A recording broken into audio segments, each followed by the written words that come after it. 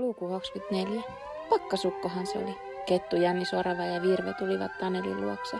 Virve ojensi Tontulle mukia, jossa oli kummallista juomaa. Muistinverkistys, teeni, kiitos, Tonttu sanoi ja joi mukin ihan tyhjäksi viimeistä pisaraa myöten. Minä olen Taneli Tonttu ja olen nopea ja rakastan hiihtämistä ja nyt olen kotona.